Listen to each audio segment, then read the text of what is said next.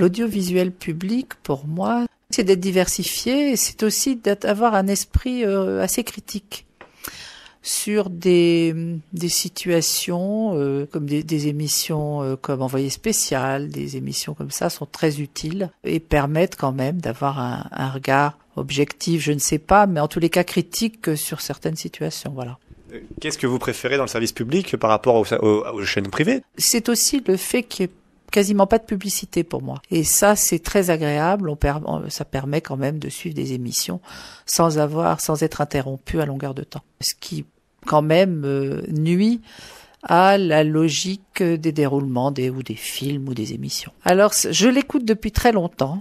Parce qu'en fait, j'aime beaucoup la radio. La télévision, un petit peu moins. En tous les cas, je n'ai pas été une grande fanatique de la télévision. Maintenant, je la regarde davantage.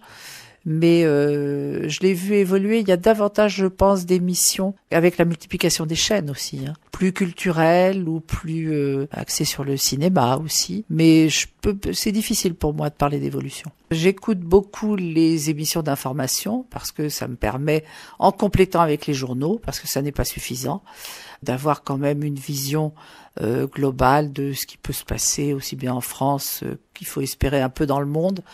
Quoique, à cet égard, l'international n'est quand même pas extrêmement développé, c'est un peu dommage. Ce que je regarde à la télévision, souvent, ça peut être des reportages ou des choses comme ça, plus que je ne suis pas très jeux ou choses comme ça m'intéresse pas beaucoup, mais ça m'est personnel. Oui, je pense qu'il y a plus de jeux qu'auparavant.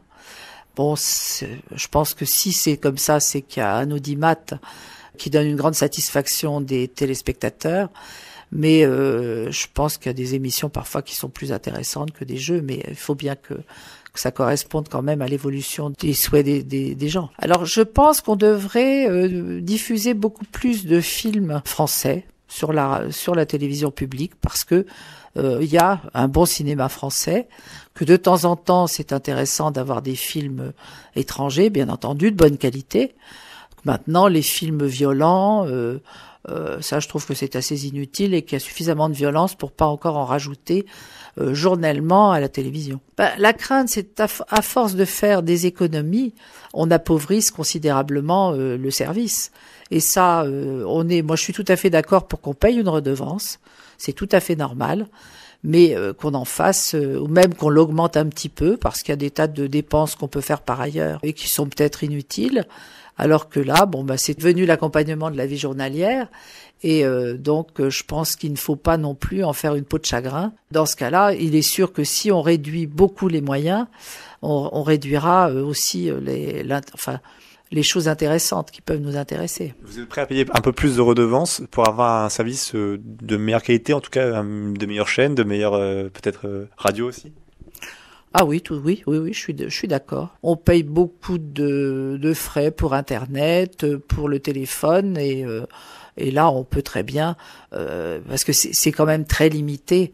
C'est pas quand on rapporte au mois le coût de la redevance télévisuelle, ça n'est pas très élevé. Donc je pense que c'est tout à fait possible. Pourquoi l'audiovisuel public, c'est important ? Parce que ça permet d'avoir normalement une radio ou une télévision qui est plus neutre et qui n'est pas totalement commerciale, avec des objectifs d'intérêt financier qui très très souvent polluent quand même maintenant la vie des Français et de tous les étrangers, enfin du monde entier. Je pense que la publicité effectivement permet quand même à l'audiovisuel de vivre. Mais il faut pas non plus que ça dépasse une limite raisonnable. Ce que j'ai pu noter, c'est que France O diffusait souvent des films intéressants qui ne sont pas diffusés sur les autres chaînes. Donc on peut s'interroger sur l'intérêt de supprimer cette chaîne-là, à moins qu'on rapatrie sur les autres chaînes des films du type de ce qui est diffusé de temps en temps sur France O. Et là, je reviens un peu à ce que je disais tout à l'heure, avoir des films plus intéressants avec moins de violence ou moins étrangers et plus centrés sur la France. Voilà. On peut peut-être réduire le nombre de chaînes, mais je pense qu'il faut quand même conserver la possibilité de s'adresser à tous les publics.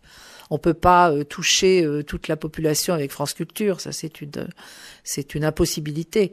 Maintenant, c'est intéressant que des gens puissent bénéficier d'une telle radio.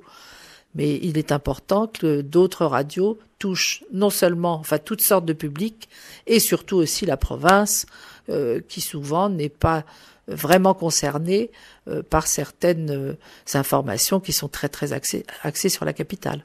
Aujourd'hui, c'est une évidence de mettre France 2, c'est une évidence d'écouter France Culture ou pas, dites-moi. Oui, c'est une évidence parce que en fait j'y suis attachée et que j'y trouve mon compte en retrouvant certaines émissions qui m'intéressent, et à chaque fois je trouve un intérêt différent, c'est diversifié, et donc c'est peut-être un automatisme, hein, mais on reconnaît bien les voix, si on y est habitué. Il y a quand même beaucoup de programmes que je trouve très intéressants.